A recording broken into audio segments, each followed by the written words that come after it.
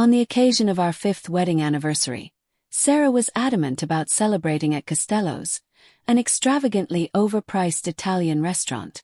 I had envisioned a more nostalgic outing, perhaps revisiting the quaint pizza joint where we shared our first date, but she dismissively rejected that notion. As we headed to the restaurant, Sarah's upbeat mood was largely influenced by my recent acquisition of a lucrative contract. As per my usual practice, I approached the front counter to settle the bill, a precaution I adopted after a previous incident involving card skimming at another restaurant. On my way back to our table, I had to navigate around a divider where Sarah was seated with her Aunt Lisa. It was then that I unintentionally overheard their conversation. "Does Jake still believe you love him?"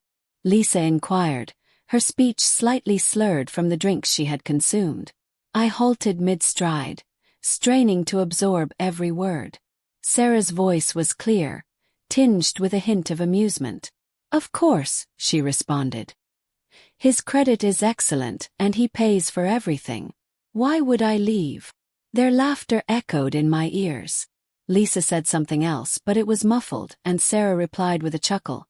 "Well, Mom and Dad were right about one thing. Marrying a tradesman means he'll always be too busy to realize what I'm up to." I stood frozen, not stunned, but rather enveloped in a peculiar sense of validation, as if the silent doubts I had been harboring over the years had finally fallen into place. Upon rejoining Sarah at the table, I quietly finished my drink while she and Lisa continued their chatter, completely unaware that I had overheard their conversation. As she recounted her day, I felt a storm brewing within me, unnoticed by her. When we returned home, Sarah remarked on my unusual silence but refrained from probing further. "Just tired," I muttered, mentioning a significant project starting the next day. She nodded, quickly losing interest when she realized it wasn't about her. That night sleep eluded me. Instead, I devised a plan. The following morning, I reached out to my bank and credit card companies, requesting Sarah's removal as an authorized user under the pretext of suspicious activity. By noon, I contacted my attorney, accountant, and business partner. That evening, I transferred half of our joint savings into my private account and froze the rest. Sarah remained oblivious that day, indulging in her routine of Pilates, brunch with friends, and shopping excursions while I went about my work as if nothing had changed. I kissed her goodbye, told her I loved her, and felt an unsettling detachment, as if I were merely playing a role devoid of genuine emotion. 2 days later, Sarah attempted to pay for a lavish spa day with her friends using my American Express card, only to find it declined. She tried another card, receiving the same disappointing response. Frustrated, she called me, her tone taut with suppressed anger. "Something's wrong with the cards," she stated, feigning concern. I replied nonchalantly, "Really? That's odd. I just paid all the bills last week. What are you trying to buy?" "Just lunch," she lied, while a notification for a $900 spa charge flashed on my phone. "Could you call the bank?" she pressed. "I'm stuck in meetings all day," I replied coolly. "I'll check tonight." There was a pause. She sensed my awareness of the situation. Sarah had only a personal emergency card with a low limit due to her lack of income. "Fine," she snapped before hanging up. 3 hours later, my phone buzzed incessantly with texts from Sarah, demanding to know why our joint checking account was frozen. I ignored her messages, preoccupied with meetings. By the time I finished work, I had 27 missed calls and a voicemail from my lawyer confirming the initial divorce paperwork had been filed. I drove home expecting a confrontation, but the house was eerily silent. Surveillance footage revealed she had left 2 hours earlier, taking 3 suitcases to her parents' home. The next morning, Lisa called. I almost dismissed it, but curiosity compelled me to answer. "What did you do?" she demanded, her voice thick with emotion. I responded calmly. "What did Sarah tell you?" "She said you lost it, froze the accounts, cut off her cards. Some kind of male midlife crisis." Her outrage felt rehearsed, as if she had defended Sarah countless times. "Did she happen to mention anything about our anniversary dinner or your little conversation at the table?" asked, my tone icy. A long pause followed before Lisa exhaled shakily. You heard all of it, didn't you, Jake? She whispered. We were just talking. Sometimes women say things they don't mean, she attempted to justify. Spare me, I interrupted. The divorce papers are already filed. If Sarah needs anything, she can speak to my attorney. You're making a huge mistake, Lisa said weakly, though the fight had drained from her voice. Sarah loves you. She's just complicated. No, I replied coolly. She's quite simple once you understand what drives her. Give her the message, I concluded, and thank you for clarifying things. Without another word, I ended the call and promptly blocked both Lisa and Sarah's numbers. As expected, matters escalated swiftly. Sarah's father contacted my business partner, issuing threats and ultimatums, vowing to ruin my company unless I rectified the situation. Soon after, a letter from a notoriously ruthless divorce attorney arrived at my desk, demanding the swift restoration of Mrs. Harrison's standard of living. Sarah even sent a mutual acquaintance to my office in an attempt to guilt me into submission. None of it unsettled me. They had no idea how prepared I was for this.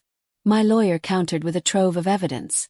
Sarah's reckless spending, her complete lack of financial contributions to our home and my business, and the covert transfers she had made to her accounts. The atmosphere shifted significantly after that. Her attorney requested an in-person meeting downtown.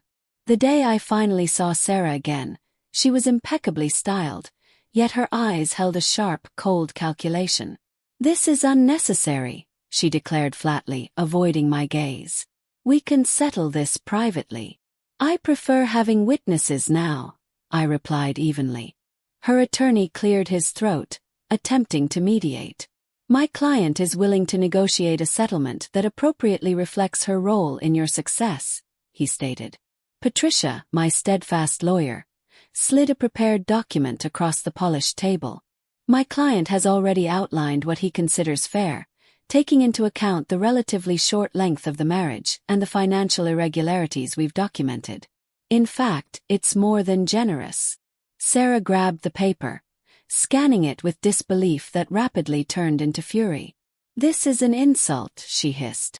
5 years of my life, and you offer me less than I had before I met you.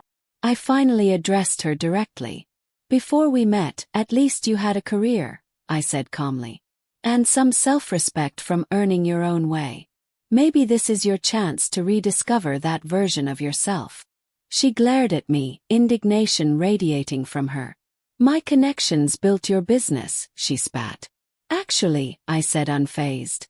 I ran the data. Less than 8% of... Patricia leaned in, whispering urgently to her. Sarah shook her head vehemently.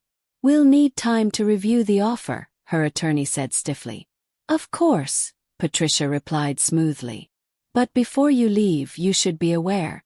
We have detailed records of Mrs. Harrison's spending patterns, including some interesting charges from weekends when she claimed to be visiting family. Alarm flickered across Sarah's face. What are you implying? She demanded. I didn't respond. My lawyer had already connected the dots. Weekend charges aligned with social media posts revealing her closeness with a certain friend. It means, I began as I gathered my belongings, dragging this out will be far more painful and public than accepting what's on the table. As I stood to leave, Sarah called after me. You never would have even met the Brightons or the Winstons without me. You think you built this all alone?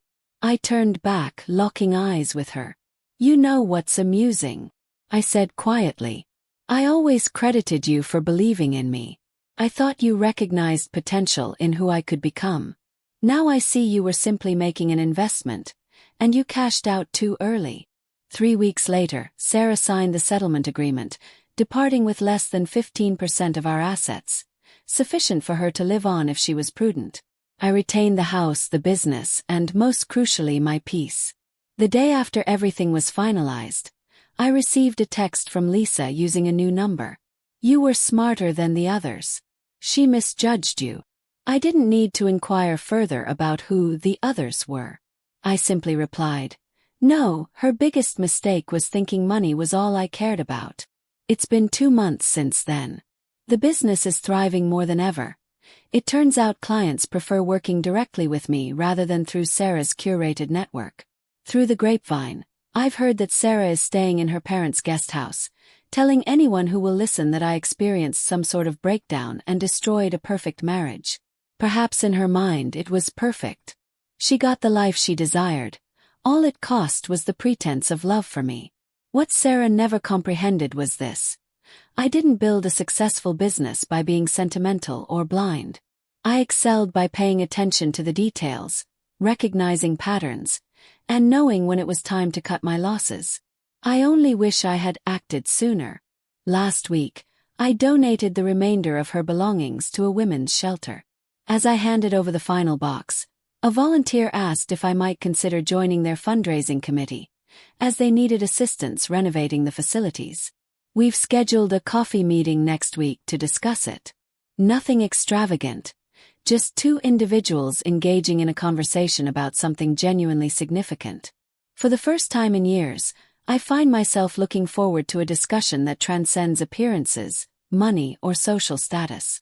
It turns out that clarity has been the most valuable investment I've ever made, and it's worth every penny.